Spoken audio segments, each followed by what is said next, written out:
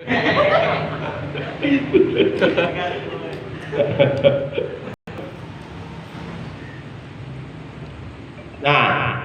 kalau memang kita benar-benar merasakan ada sesuatu walaupun sedikit terasa ada yang keluar dari dubur, maka secara ilmu fikih dapat dipastikan bahwa wudunya batal.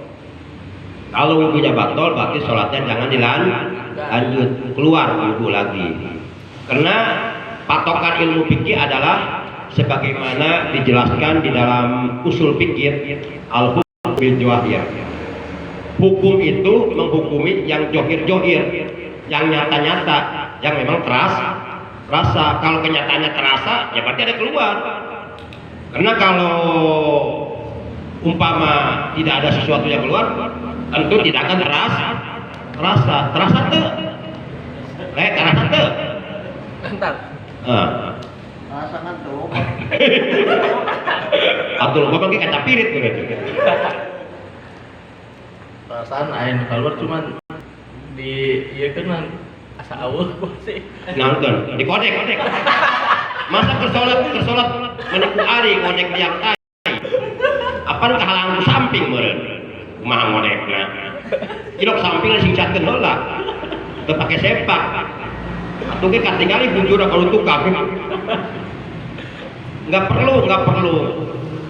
Ya kalau sudah memang terasa, udah batal. Iya. Batal.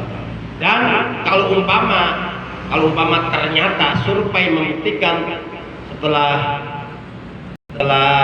dilihat oleh orang lain, orang paling kali tidak, ayo keluar tuh, oleh dongeng, mah paling kali bah, ayo keluar tuh, ayo keluar bilatung.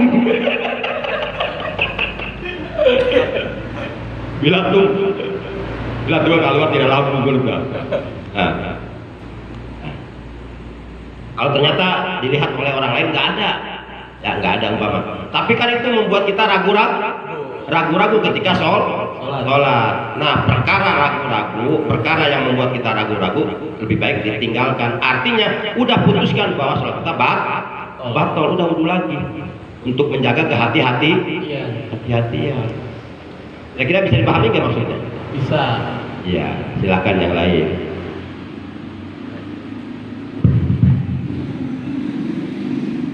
Duratun kan artinya kentut besar.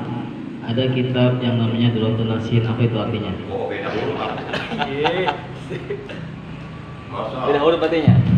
Duratun artinya kentut besar. Ada sebuah kitab namanya kitab Duratun Nasir. Berarti artinya kentut besar orang-orang yang berikan nasihat. Nah, kalau Durratun Nasin nama kitab itu hurufnya dal, ro bertasdid dan tak marbuto. Durratun artinya mutiara. Jadi kalau Durratun Nasin berarti mutiara nasihat, bukan kentut besar nasihat.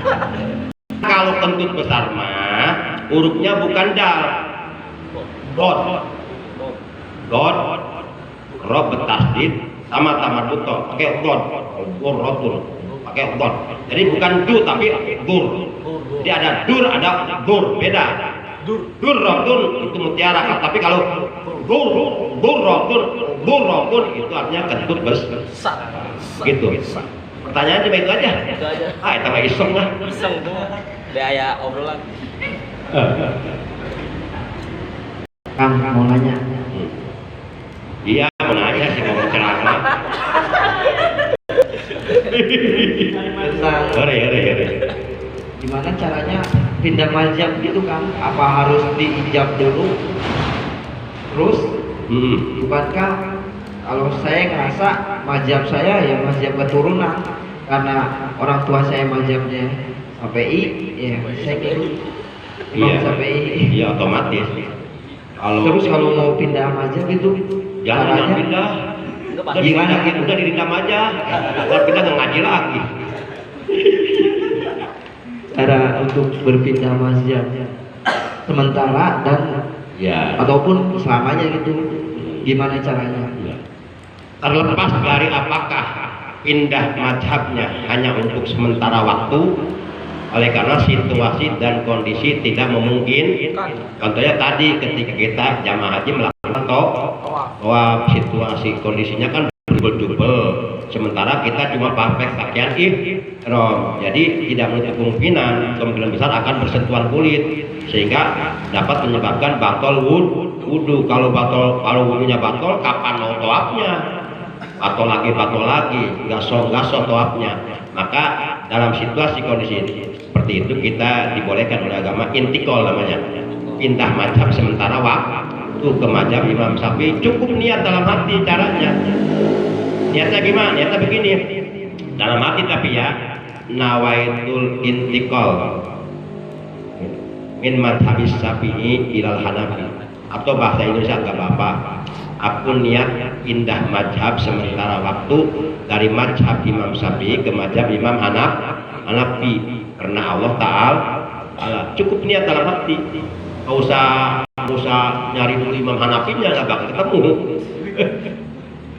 Ya, atau nggak usah daftar dulu, udah cukup niat dalam hati. Ya, terlepas dari apakah pindah mazhabnya sementara waktu atau selamanya.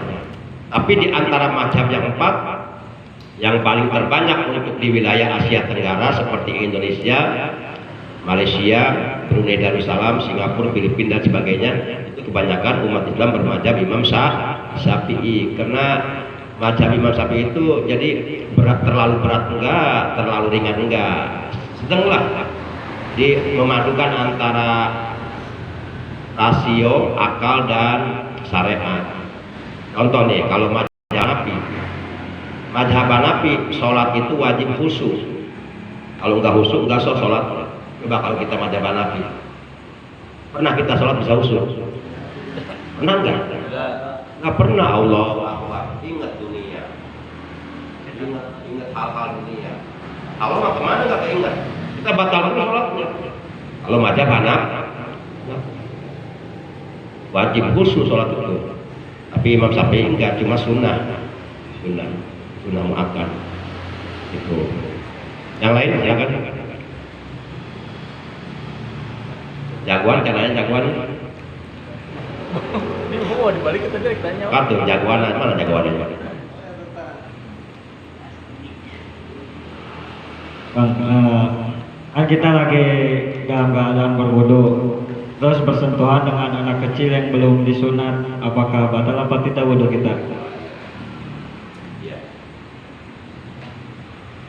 Dalam keadaan kita punya wudhu lalu bersentuhan dengan anak kecil yang belum disunat, pertanyaannya apakah wudhu kita batal atau tidak? Jawabannya tadi udah dalam materi, yang membatalkan wudhu hanya 4. Nah, dari yang 4 tersebut yang membatalkan wudhu ada enggak? Dengan pertanyaan ini ada hubungannya enggak? Kebahas enggak? Enggak. Jadi enggak batal ya. Enggak batal. Di persentuhan kulit dengan anak kecil yang belum dikhitan tidak membatalkan wudhu. Karena yang membatalkan wudhu tadi udah dibahas cuma 4, dan yang ini enggak ada. Ya. Nah, tadi yang pertama sesuatu yang keluar dari kubur dan dubur. Yang kedua bersentuhan kulit antara laki-laki dengan perempuan yang bukan mahram. Yang ketiga menyentuh kubul atau dubur dengan telapak tangan atau jari jemari tangan. Yang keempat hilang akal disebabkan tidur, dan tidurnya tidak menetapkan bokong pada tempat duduk. Nah, ini ada nggak? Yang saya tanyakan. Nggak ada, berarti nggak membatalkan wudhu.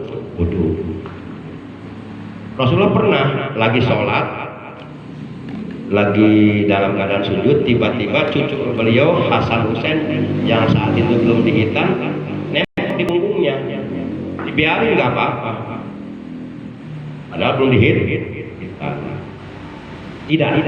Tidak membatalkan wudhu bersentuhan kulit dengan anak kecil yang belum dikhitan. Ya, jelas ya. Gak ada lagi yang mau nanya?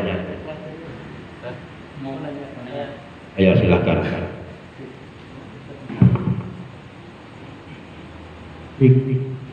Kasih perihal wudhu, sejauh mana ketika kita sudah berwudhu terus ada syahwat ya Pak Ustaz, syahwat apakah bisa membatalkan wudhu? Seperti misalkan kita melihat perempuan setelah wudhu ataupun kita membicarakan seseorang. Ya.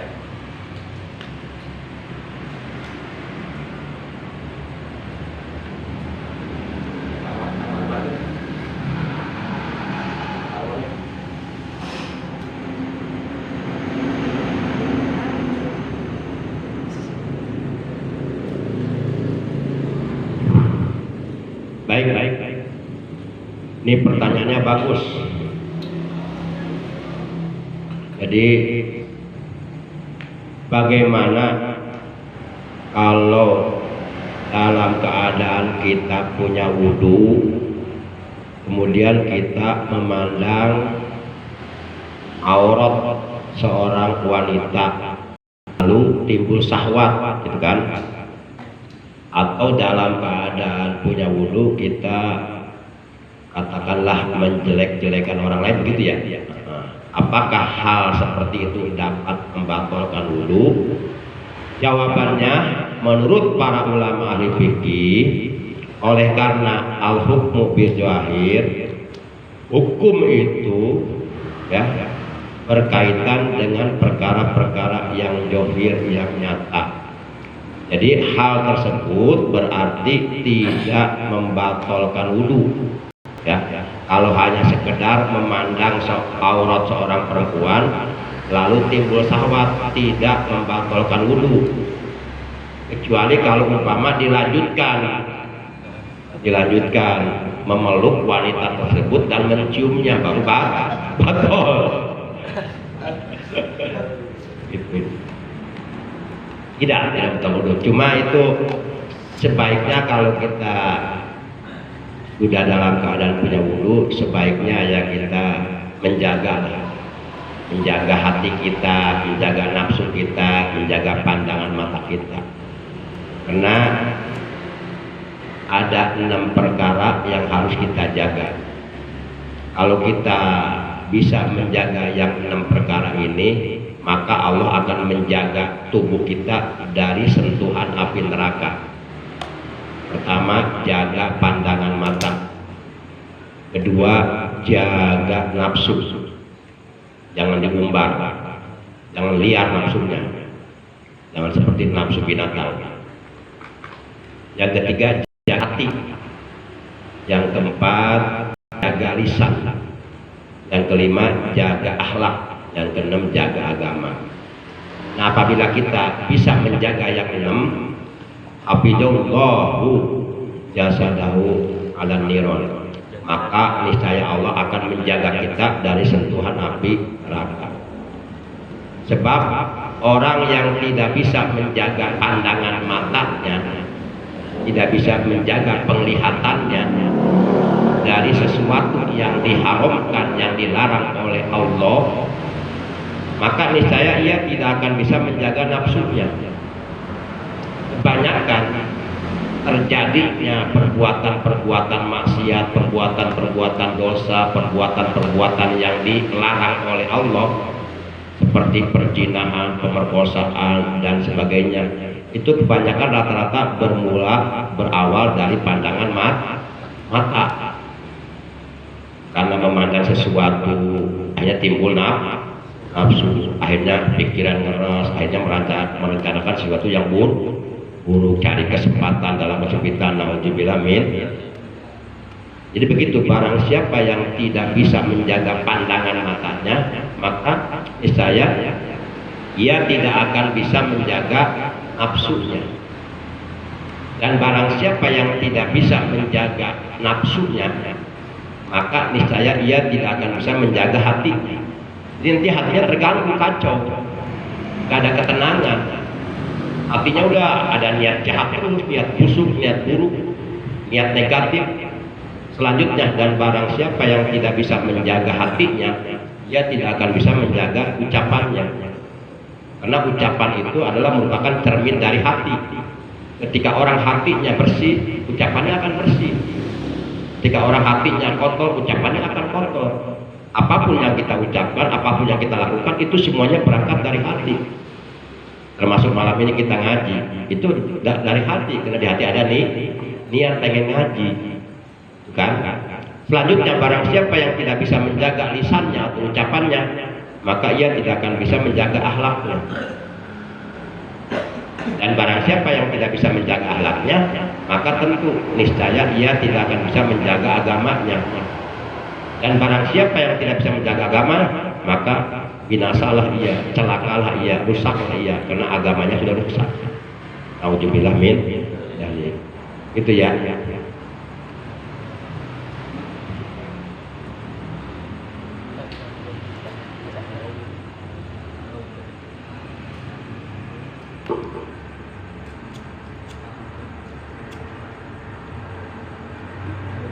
Udah 20 menit ya? Lewat apa? Belum. Oh, udah lewat banget ya? Udah jam 10.30. Hah? 18. Iya, masih ada 2 menit lagi ya. Kamu nanya? Yuk. Assalamualaikum warahmatullahi wabarakatuh. Waalaikumsalam warahmatullahi wabarakatuh. Kang, nanya dong. Nah, silahkan dong. Pertanyaannya apa dong? Kan menyentuh kubur anak Adam menggunakan telapak tangan itu kan batal. Ya.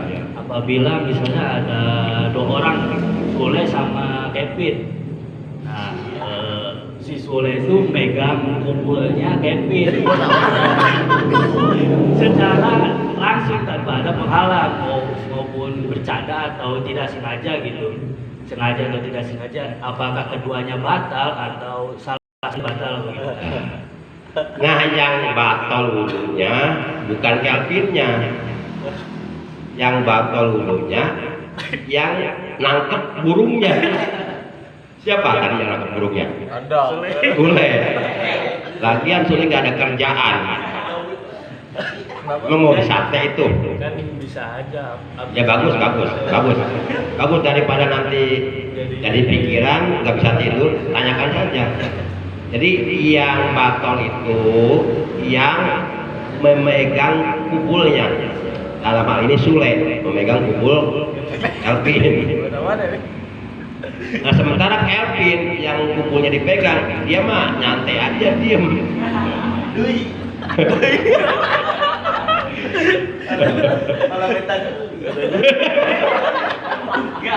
Si Kevin juga nggak mau kalah, hanya Kevin megang kubur Sule.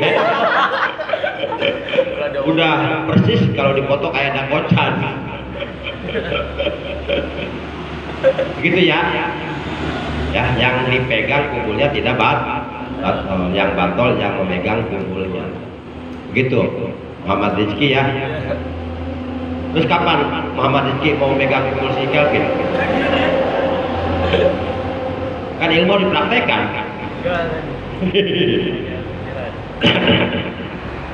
Demikian taklim kita malam ini. Insya Allah malam Kamis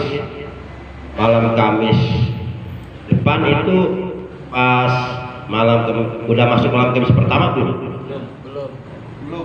Belum ya? Coba lihat kalender malam Kamis depan. Sudah masuk malam Kamis pertama di bulan Januari belum? Belum, berarti masih ngaji di sini ya. Berarti nanti malam Kamis pertama di bulan Januari itu libur karena akan ngisi di pengajian rutin FPI ya. Baik. Insya Allah malam Kamis depan kita lanjutkan pembahasan ilmu fikih pada pasal-pasal berikutnya. Ya sedikit-sedikit lah, mudah-mudahan ilmu kita ditambah oleh Allah dengan ilmu yang bermanfaat, ilmu yang barokah, ilmu yang disertai hidayah. Ilmu itu penting untuk memperbaiki ibadah kita, untuk kita jadikan dasar dalam ibadah kita, apalagi generasi penerus. Nah, yang namanya generasi penerus anak muda itu nggak akan selamanya menikmati masa mudanya. Pasti apabila dikasih umur panjang akan masuk masa berumah tangga, masa berkeluarga, masa punya istri, punya anak yang harus kita didik. Kemudian setelah kita melewati masa-masa itu, kita akan masuk masa tua. Nah, ilmu ini penting untuk masa depan kita. Dimanfaatkanlah. Kalau kata Nabi, bahasanya sababaka qabla haramika. Masa mudamu manfaatkan dengan baik, secara efektif, efisien, secara tepat dan berdaya guna untuk menghasilkan sesuatu yang bermanfaat buat masa depanmu. Demikian akhirnya para jamaah Rudal Qom rahimakumullah wa hadakumullah, mari kita tutup taklim kita malam ini dengan ucapan hamdalah. Alhamdulillahi rabbil alamin. Subhanakallahumma wa bihamdika asyhadu an la ilaha illa anta wahdaka la syarika laka astaghfiruka wa atubu ilaik.